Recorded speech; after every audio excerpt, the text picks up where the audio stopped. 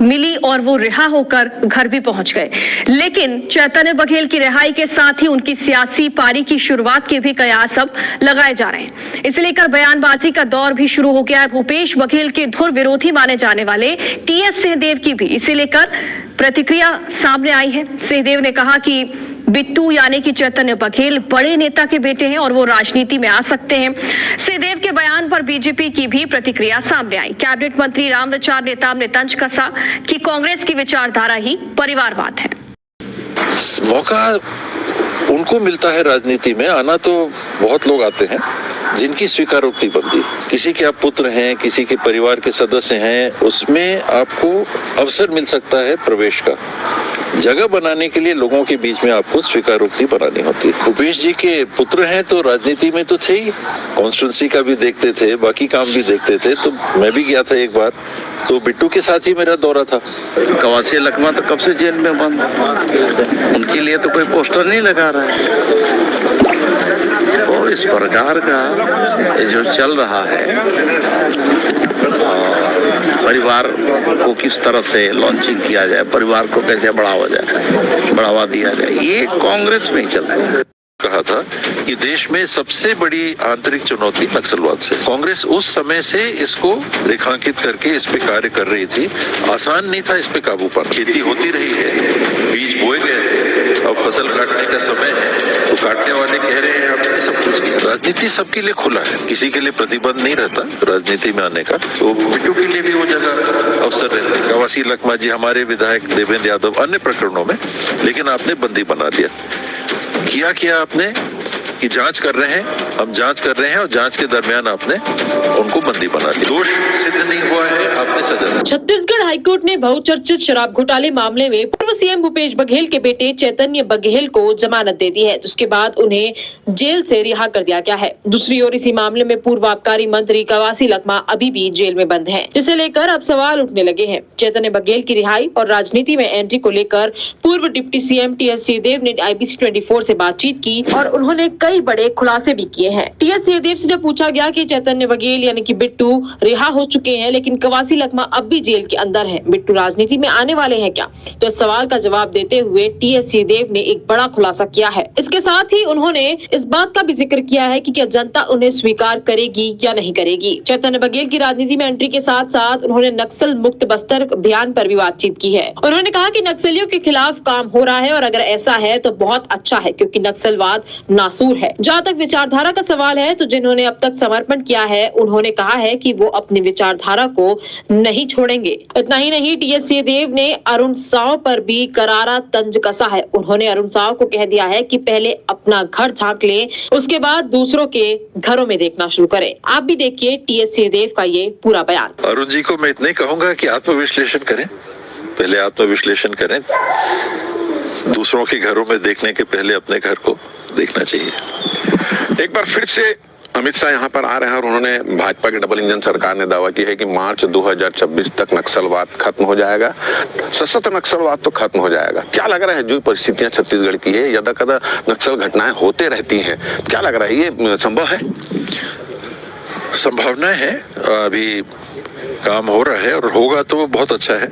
बहुत अच्छा है कि ये हो जाए। एक ये नासूर है और ये जितनी जल्दी भारत के शरीर से पृथक हो जाए, हटा दिया जाए, उतना अच्छा है। जहाँ तक नक्सल विचारधारा है, इस प्रक्रिया में ही जितने लोगों ने आत्मसमर्पण किया है उनने स्वयं इस बात को सार्वजनिक तौर पे सरकार के प्रतिनिधियों के सामने कहा है कि हम अपनी विचारधारा को नहीं छोड़ रहे। अर्थात नक्सलवाद जीवित है और उस आधार पे, अपने विचारधारा के आधार पे हम लोगों के बीच में काम करते रहेंगे। हम हथियार डाल रहे हैं तो हिंसा का समर्पण हो रहा है, वो अच्छी बात है, बहुत अच्छी बात है।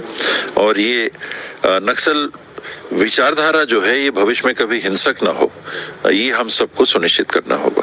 जब भी नक्सलवाद खत्म होने का दावा होता है, एक बात ये भी होती है कि कांग्रेस ने नक्सलवाद को संरक्षण दिया था, कांग्रेस के 5 साल के कार्यकाल में नक्सलवाद बढ़ा था, ये बोलते हैं। जबकि आप लोगों का कहना है कि आप लोगों ने जो ग्राउंड बनाया था उसके कारण इस स्थिति तक पहुंचा है।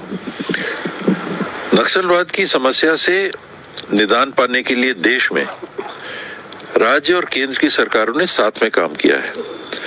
और छत्तीसगढ़ के गठन के बाद में जो परिस्थितियां रही हैं उसमें लगभग निरंतर अभी तक, ये पिछले 2 साल को छोड़ दें तो कांग्रेस और भाजपा दोनों या तो राज्य में रहे हैं या केंद्र में रहे हैं। जोगी जी जब मुख्यमंत्री थे तो कांग्रेस की सरकार थी, वहां एनडीए की सरकार थी। जब रमन सिंह जी मुख्यमंत्री बने तो 10 साल तक यहाँ भारतीय जनता पार्टी की सरकार थी, दिल्ली में यूपीए की सरकार थी, और उसके बाद में कांग्रेस की सरकार आती है तो एनडीए की सरकार केंद्र में बनती है। तो लगातार जो कार्य होता रहा है, बटालियनों की स्थापना, उनकी तैनाती, एक कैंप का रिंग बनाना, ये हर सरकार करती चली गई है। और हमको तो सिलगेर को ही याद करना है, कांग्रेस के समय कितना बड़ा आंदोलन, कितना बड़ा प्रदर्शन हुआ था, लोगों की जान भी गई थी कि कैंप नहीं खोलना चाहिए। अगर कांग्रेस की इच्छा शक्ति नहीं होती तो ये कैंप खोलने का सिलसिला जारी रहता क्या? कभी नहीं रहता। ये निरंतर चलता रहा है राज्य और केंद्र की सरकारों के साझा पहल से, चाहे सरकारें किसी की भी रही हो। मनमोहन सिंह जी ही हैं जिन्होंने इस बात को इंगित किया था, ऑन रिकॉर्ड कहा था कि देश में सबसे बड़ी आंतरिक चुनौती नक्सलवाद से है। तो कांग्रेस उस समय से इसको रेखांकित करके इस पे कार्य कर रही थी। आसान नहीं था इस पे काबू पाना। तो खेती होती रही है, बीज बोए गए थे, अब फसल काटने का समय है, तो काटने वाले कह रहे हैं हमने सब कुछ किया।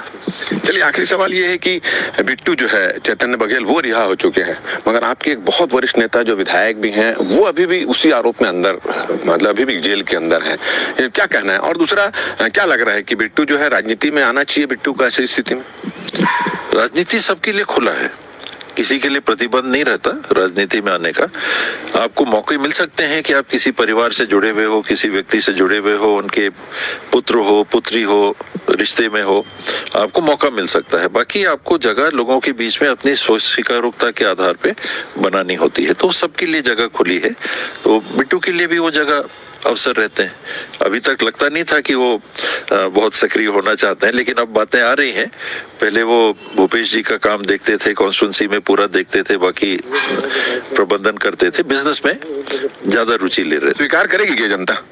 ये तो समय बताता है। लखमा जी अभी भी अंदर हैं। जी, लखमा जी और ऐसे बहुत लोग जिनके संदर्भ में कानून के प्रावधानों का दुरुपयोग करके, आपका इनकम टैक्स का भी मामला है तो वो भी पीएमएलए के अंदर आ जा रहा है, आपका कोई दूसरा मामला है उसको भी पीएमएलए के अंदर ले लिया जा रहा है। क्यों?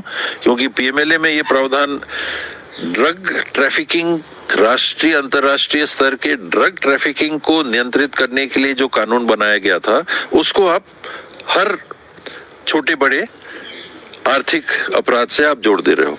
ये कानून किसके लिए बना था?